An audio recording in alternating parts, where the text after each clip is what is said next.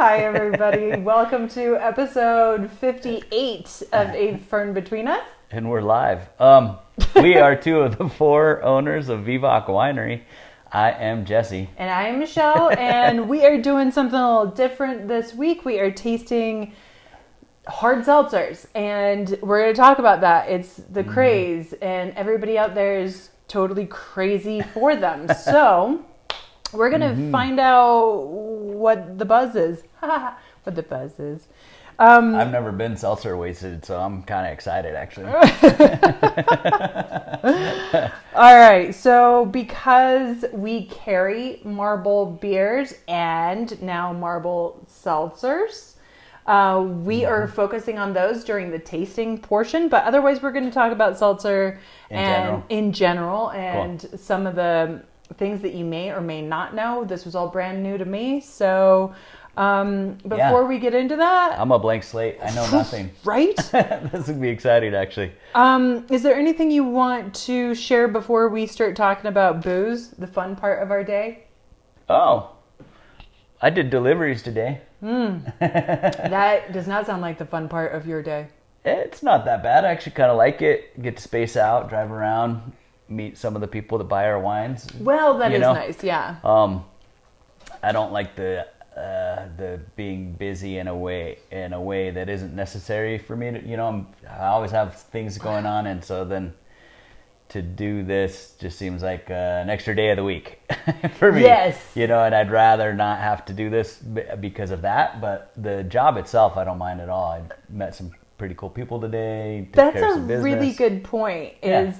It feels like you've been tasked with an additional day of work because you still have to get all the other stuff done. You still have to do the winemaking and everything. The joys of being a business owner. Right.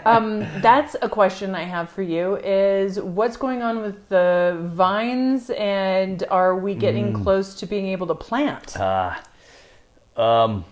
Undecided.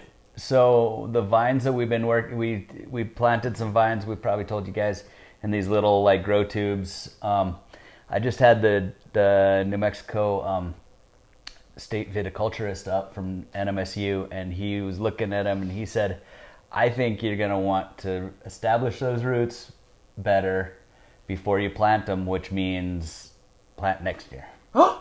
Yeah.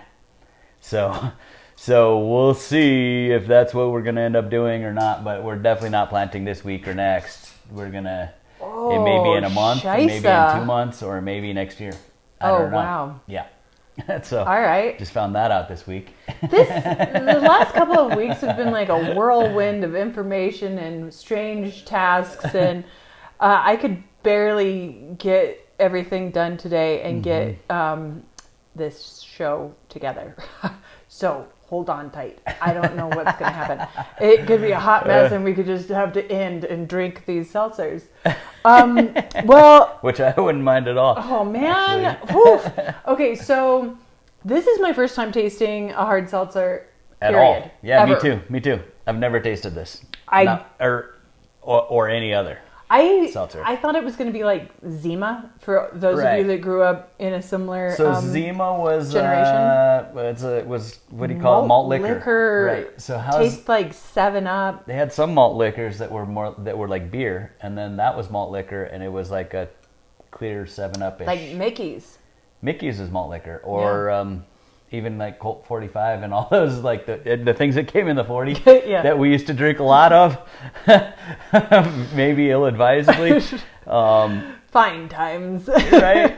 In other countries, they carry big, they call them caguamas in Mexico or whatever, but what they do is that's like the party beer, and they pour them, so 2, 4, 6 people will have a 40 between them, and then they'll open the next one. But the way we did it in high school was just to hold it and get it real nice and warm and flat by the time you're done trying to chug it. The faster you could drink it, the more likelihood of having it cold. That was horrible. Oh yeah. Well, and on the other side, when us ladies were in luck, certain boys that we knew would procure Boone's Farm. Oh yeah. And we would drink that out of the bottle Same thing, because it was full always bottle for one person. full bottle for one person, and also it was like Strawberry Hill, so it was supposed to be cold, but we drank it warm because, again, you're holding it. Right. If you set it down, somebody was going to take it. Oh yeah, you have to hold it. All right, so we've gotten totally off of topic here, but I was anticipating a completely different drink. So what is seltzer? It's not a malt liquor. It is not. So as I looked into it, it's really not a clearly defined category, because 18 months ago it wasn't even around. Right. This is a brand new thing. Yeah. And Or it was probably a year before that, a year before COVID, that it came out and was just taking the world by storm, right? You can say whatever you want. Okay. I'm just going to share what I looked up. Okay. And if you guys know better out there, message me. Because, like I said, I was just trying to get through today. And so this is where my research led me. Is that 18 months ago, people didn't know about it. It was this very small sect of the alcohol beverage industry. And nobody anticipated that it was going to go off like it did. So now it's everywhere and everybody's making one. So TTB has a loose kind of categorizing of it is a sugar water fermentation. So breweries are easily led down this path because they are fermenting malt, grain, and then they already know how to carbonate after a production, and they can add fruit to this system, this whole process. But if there's now vodka seltzers and there's wine seltzers, and it's really everybody's doing them, but the breweries are really kind of the main push forward. Yeah, is the best way to put that. And one of the things is that as I was reading about getting into these, is that they recommend that you look at your local breweries to see what they're producing, because you're going to probably get some of the higher quality seltzers because it's a smaller production. So if you have a seltzer that's being made from something where it's just sugar water, and so it's a base alcohol, then they're adding flavoring to that. So that's where you get into these tricky things, why they all taste so different from each other. Gotcha.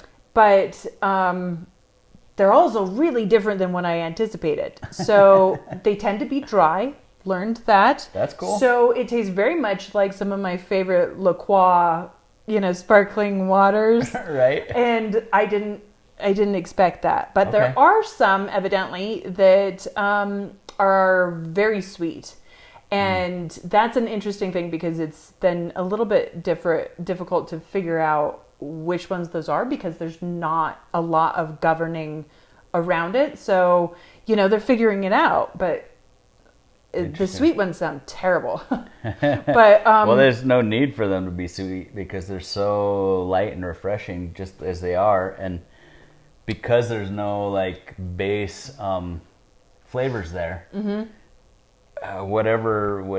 one's the cucumber or whatever, lime cucumber, cucumber lime, right? Yeah, cucumber key lime. Yeah. But so it tastes like those things, but those things come across as sweet. Just like a hint of just the perfect amount of sweetness is what it tastes like. But if it's actually technically dry, then less calories. You still get the sweet hit. So here's something. So that's the big thing about seltzers, is everybody's crazy about how, they're no sugars, and some of them do have sugar. So be aware that they are different. Right. But also this very low calorie. Well, okay. So but alcohol, they tend to be 100 calories. Okay. In that range, they can go up to 150. Okay. Well, you're talking about a glass of wine. Yeah. So I'm also A glass of wine's $150. or less. There's a lot that kick it around 115. So what are we? And light beers are around 100. So that's kind of your range either way, right? I mean, unless you're putting sweetened condensed coconut milk or something in your pina colada, well, then like there's that. Then your mixers have all kinds of calories in them as well, which is why mixed drinks tend to be worse. Right. And so stevia, am I pronouncing stevia? Or I've always said stevia. Natural, the natural plant-based sweetener can add a lot of sweetness, and so sometimes they are sweetened with that so that you still don't get the calories. Gotcha. But a very sweet, and some of them can taste as sweet as a Coca-Cola, which is interesting. Yeah. Anyway, so trying to figure out the differences, and some of them are, like I mentioned, vodka based, which is kind of interesting. And so, having not tried a bunch of them, tell us what your favorites are. We want to try them. Let's talk about Marble, though. Marble is a local brewery, and they are fantastic. Yeah, they've got great beers as well, and we've been carrying them for years. We actually had a group of them come up while they were testing out all these seltzers, as it had just exploded. So this was pre-COVID. It had just exploded on the scene. Everybody's doing seltzers, and these guys were like, "Oh my god!" A bunch of beer guys, and it's like asking me to do, flight after flight of tequilas or something. I get tired of tequila because I don't drink it all the time. I want it sometimes, a little bit, but not like I really just want wine. I'll have a beer sometimes. I'll have a tequila or a whiskey or something, but and now maybe I'll have a seltzer time to time. But these guys were like, we have been product testing seltzers for months, and they had all just had it up to there with seltzers, but they've done good. They've done a great job. So. And I did think that I could steal from their website, and they don't have a lot of information on there. So, and I didn't hear back from the rep today, but I said, I was busy. I'm sure they were too. But I am curious, because one of the differentiating is if you use real fruit versus flavoring. And so there's natural flavoring, but it is going to come across very different. And one of the examples was fresh squeezed versus a concentrate. So you taste the difference, and these seem very representative of the flavors that they are claiming are in there. Yeah. I read a review of some of the top ones. A couple of guys went through tasting and giving their notes, and they had some hilarious things about how heinous some of them taste. And I guess so a big part of it is you drink it out of the can, or you can drink it out of the glass. And so what I'm noticing now, it's a very different. Yeah, I'm noticing. So like this orange, the tangerine, out of the glass, like I smell just tangerine just exploding out of the glass, whereas out of the can, it smells delicious, right?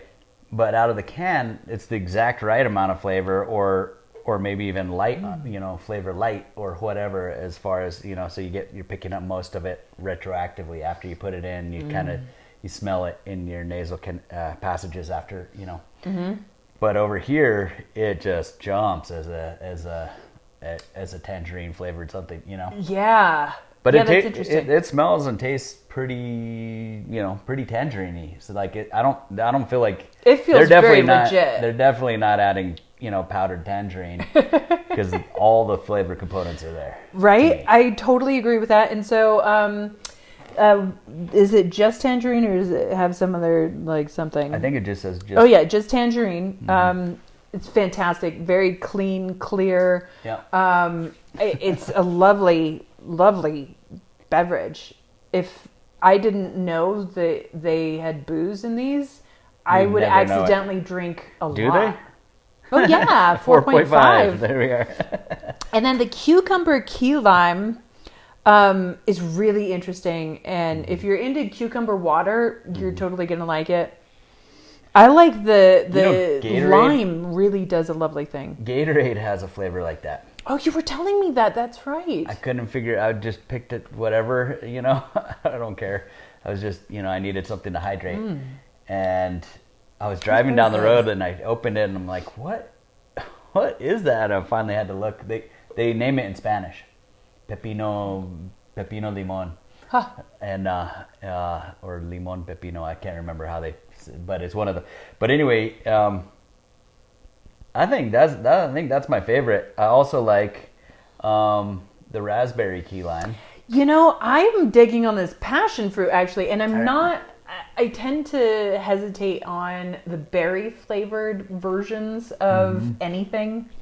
I like some berry notes in my wines, but they go overboard. They often go really big, really sweet. I don't like it. But I get nice aromas off of just out of the can, which is really lovely. I mean, it kind of reminds me of a Blue Sky soda. Yeah. And then out of a glass, man, they're so aromatic. So to me, the tangerine and the passion fruit are more obvious, and then this cucumber key lime. Well, this is the one that smells like a Blue Sky. And then and this raspberry key lime. Raspberry key lime. Both of those are like a little more subtle, so that I kind of like that. They're a little more I don't know, subtle. Yeah, yeah. So that's why I like them, but I could totally see people are gonna like these ones better because they're more obvious. Yeah, I think it's really interesting. And one of the things so there's actually been now, of course, like everything, official ratings of the different types of seltzers that are out there. Different companies, just like wineries, send in their wines to be rated. Same kind of thing is happening. And one of the things that they mentioned is that generally speaking, the citrus ones kind of blur together. Interesting. So if you like the grapefruit, you'll like the tangerine, you'll like the orange, the lime, whatever it is, from that producer. And any one producer can be vastly different from another. Right. So that's really interesting. Yeah. And their seltzers that they produce can be vastly different. So while you can love one or two, you could actually end up hating some of the other flavors.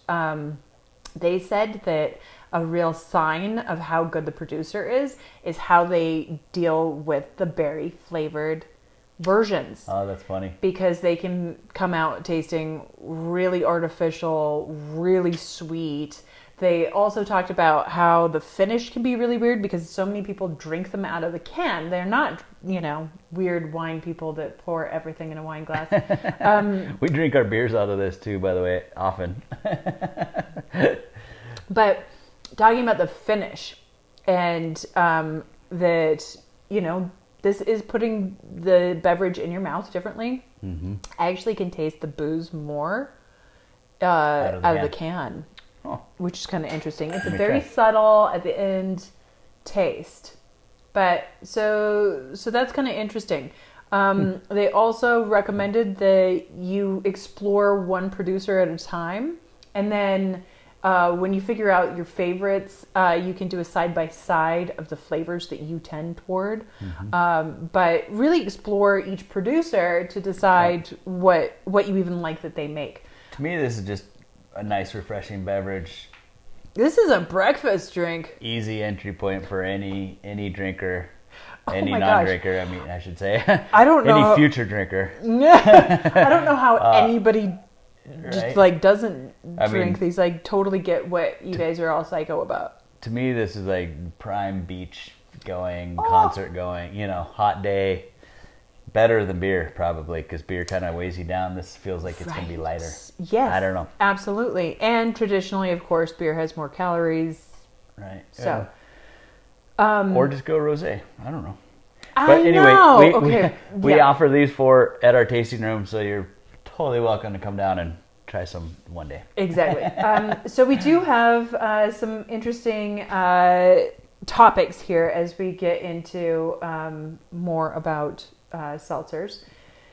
trying to figure out what the brand is best. So like I mentioned, there are now these ratings. And so there is Canteen Watermelon Vodka Soda is one of them. And they said that that's the best classic seltzer. So now I feel like I need to hunt it down to try to see what that is. Great flavor components, some candy elements, but not too sweet. And then Willie's Super Brew Mango Passion Fruit. And they said that that's the best non-seltzer-like seltzer. So I guess if you don't like sparkling water, I don't know what you're doing drinking these. Like, I mean, this is sparkling water. It's sparkling water with a little flavor and a little alcohol. Which is one of my all-time favorite things. I like beverages. So I like to have a sparkling water, an iced tea, a coffee, a glass of wine. I'm set. If I can also get a smoothie and have all of them in front of me, I'm really happy. Mm-hmm. So if I can now have a boozy one, I love it. Mm-hmm. All right, I'm going to get into this one. Oh, darn it. So, and then Vive Dragon Fruit for the best real flavor. They said it really incorporates the actual fruit flavors. And that, again, that's something that you want to look for is it real fruit? And it will say on the packaging, I guess on the box maybe, because I was looking on these, but that it should say if it's real fruit or if it's concentrate. That's the big word I was looking for. Well, I mean, a lot of foods these days are they take an extract, but that's different than concentrate. Or they even just make the two or three or four. So they're differentiating, and I'm sorry I can't specify if it was extract or concentrate because they use that as an example of concentrate versus fresh squeezed in a juice, and so I think I'm using that word and it's not the right word, but because it's it's a natural but artificial flavoring essentially. Right. So then it won't have all the components. 40 flavors of a tangerine. Exactly. It'll only have the 3 to 6 main ones. And there can become a metallic taste at the end on that. So that totally makes sense with wine. Like Runts candy or something. Yeah. The banana doesn't taste like a real banana. But you get it. But you get it. Yeah. Exactly. Okay, so I just want to name these other two. Sheesh, you have a lot of examples here. St. Croix Berry is the best berry flavored on the market. And the final one is the Wild Basin Lemon Agave Hibiscus. And they said people are getting really weird with their combinations of flavors as these get more popular. And that this is the very best weird flavor combination. So it actually brings in all those components instead of just hammering you over the head with weird stuff. So try those out. And I don't know. I also heard Tipo Chico. What is the seltzer water? The Do you remember? No. Tipo Chico, something like that. Yeah. Sorry. I think it's Tipo. I don't know. It has a yellow label. You'll know when you see it. I've heard that those are really fantastic, very refreshing, very light, very much like their sparkling waters with a little kick.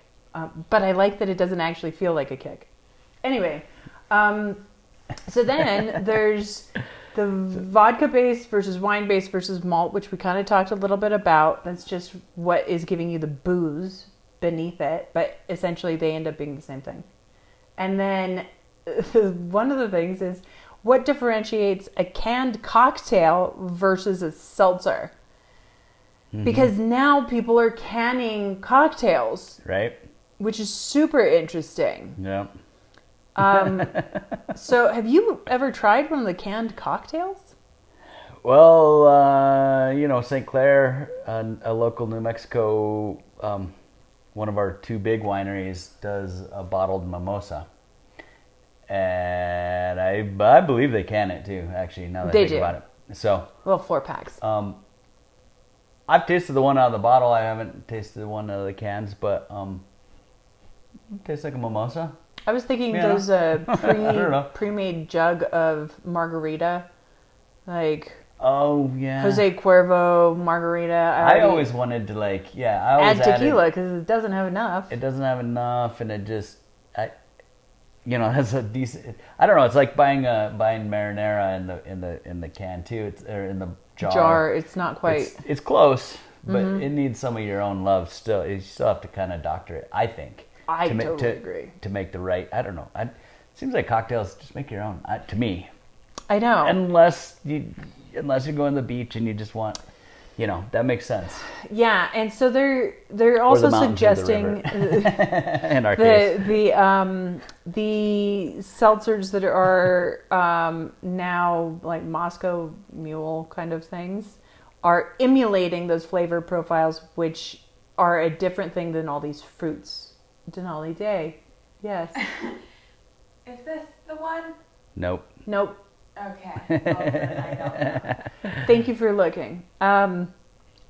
But so if you aren't into these fruit flavors, they have seltzers that are more base flavor instead. So that's kind of interesting. I'm kind of curious about that. If anybody's tasted that, let us know and which ones you like on those. Now I feel like we're falling into, down the rabbit hole of seltzers. Yeah, I don't know that. To me, call me a snob or something, but I don't think you have to go. I don't think you have to go that deep. I think they're just light and fun and enjoyable. I don't think we need to me, search out each and every one to see how good they are. Okay, the whole episode is based on seltzers and people that are obsessed with them and trying to figure it new out. ones and what this whole new sector is. So, Gotcha. So would you like to we could just say stop and wrap up? Seltzers, they're good. Yum. No. Seltzers. They're sparkly flavored alcohol. Put it in your fridge. Thanks. Alcohol water. Sparkly flavored alcohol water. Yeah. I know where you're going with that one. All right. Here's a question for you. Is Vivac ever going to make a seltzer? I think, to me, it seems like that's a distribution game, and that's nothing that we're ever going to really... I think you have to have mass distribution in order to start making money at seltzers, really. We've got these ones. We've got several options. I think I'll let these guys do it, and we'll stick to wine. That's kind of how I feel about it. This is very perfumed. Yes, Topo Chico. Yes, Topo Chico. Topo Chico. Okay. Well, I hear that they're great. Tipo Chico. I don't know. Close. Yeah. It's one vowel off. It's been a day. Topo Chico. I'm surprised I didn't drink all of these before the show started. But I like this passion fruit one, and it's surprising to me because it smells way fruitier and sweeter than I would lean toward myself. Yeah. But then it's so nice on the palate. I'm really digging it. All right, so no seltzers for Vivac. We'll just sell other people's. We'll sell other people's, and Yeah. we will enjoy them when they come up in our lives, and it'll be awesome. Right? And Buy some sometimes. I'm definitely psyched that we have Marbles. Yeah. So Marble, of course, is a wonderful brewery down in Albuquerque. You can tour their facility. I love touring it myself.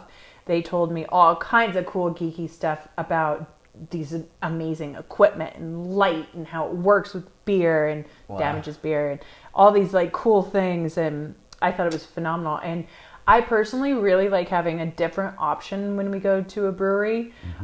We find that as well with a lot of people that come through, having beer on tap that offers a different choice for people that want to spend the afternoon at our winery. And so I'm excited. I'm excited that now I have a new beverage. Right? Boop, Exactly. boop. All right. So we're going to wrap up. Any final tidbits about this past week? Ooh, I signed our daughter up for the first COVID vaccine shot Awesome. When's that going to happen? next week. Jeez. And I'm super excited. The three of us will be vaccinated. I'm going to feel a lot better about our little unit and all of my ridiculous health problems. I almost dosed myself. Supposed to take a shot every 2 weeks. And I got overly excited about the process of needing to do it. Last week. I did it last week, and then I got all prepared to do it this week. How bad would that be? They take it they're like, do not, dose between this very specific amount of time. You could go longer. Yeah. But you cannot do another shot before that. So they're like, you'll need to call our poison control center. And shoot. I mean, it'd be like a really big deal. Oh crap. Plus our insurance is already probably like, what is up with you people? These drugs are insanely expensive, and now an ER visit. Anyway, so I'm hoping that next week we get Chris and Lily on the show. We are trying to finesse that. They are still traveling in Mexico, and if they are in a place where they can actually get good Wi-Fi, we're going to have them on. We're going to find out all about the fun that they're having. And if not, then we'll figure out something fun to entertain you. But in the meantime, cheers, guys. Cheers. Thank you so much for tuning in, and we'll see you soon. Right on.